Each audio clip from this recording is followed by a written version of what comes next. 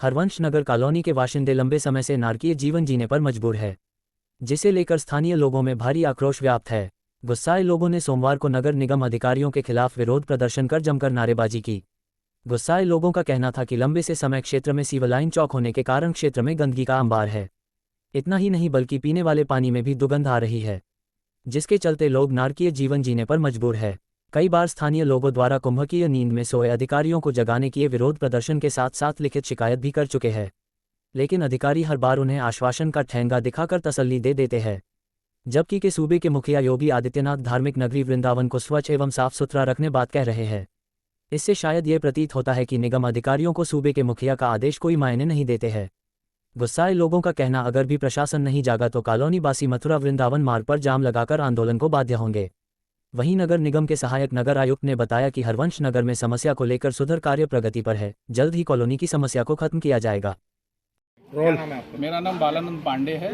मैं हरिवंश नगर ललित नगर सोसाइटी का निवासी हूं और मैं कई वर्षों से सीवर की समस्या से बहुत ज़्यादा पीड़ित हूं। मैंने कई बार सीएम पोर्टल पे भी कंप्लेन की, कई बार 1076 पे भी कंप्लेन की और इसका रिकॉर्ड नगर निगम में मेरे नाम से है कि मैंने कंप्लेन की है। प्रशासनिक अधिकारी कोई देखने नहीं आता है। जो छोटे लेवल के कर्मचारी हैं टैंकर लेके आते हैं, कभी खींच के चले जाते हैं, कभी कहते हैं कि 10 दिन में काम साफ हो जाएगा सीवर की सफाई, कभी 15 दिन में सीवर की सफाई। जबकि आदरणीय मुख्यमंत्री हमारे जो हैं उनका उद्देश्य है कि पूरे ब्रज क्षेत्र को बड़ा स्वच्छ बनाया जाए, पर बड़ा आश्चर्य है कि ये नगर निगम प्रशासन हमारे मुख्यमंत्री जी को अंगूठा दिखा रहा है।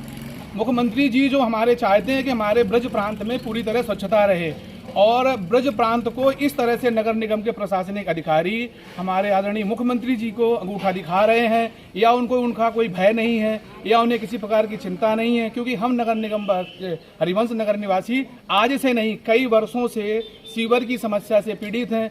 कोई भी आकर के यहाँ पर देखे कि हम सीवर से पीड़ित हैं या नहीं है, क्योंकि मच्छरों की इतनी अधिक समस्या है जिससे यहाँ डेंगू की बीमारी फैल रही है। कोई बुजुर्ग है वो निकल रहा है, फिसल के गिर रहा है, कभी किसी की हड्डी टूट रही है, कभी किसी का पैर टूट रहा है। कई बार गायों को भी हम लोगों ने सीवर के ढक्कनों में फंस गए वहाँ से निकाला है। तो आदरणीय जो भी नगर निगम के प्रमुख अधिकारी हैं, जो भी उच्च अधिकारी हैं, उन सबसे करबद्ध निवेदन है और विनम्रतापूर्वक निवेदन है कि हम लोगों का ये अधिकार है कि हमें स्वच्छता मिले। हम अपने अधिकार की मांग कर रहे हैं और जो एक जीवन मूल्यों के लिए स्वच्छता अत्यंत आवश्यक है।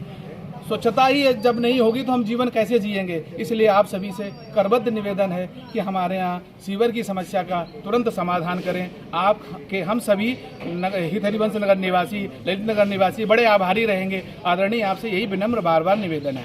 लोगों के यहाँ पिछले कम से कम 2 महीने या 3 महीने से पानी की सप्लाई बिल्कुल बंद है और हम लोग इतने परेशानी की टैंकर डला करके काम कर रहे हैं। घर में बच्चे भी अब टैंकर डलाएं कि यहाँ और व्यवस्थाओं को देखें।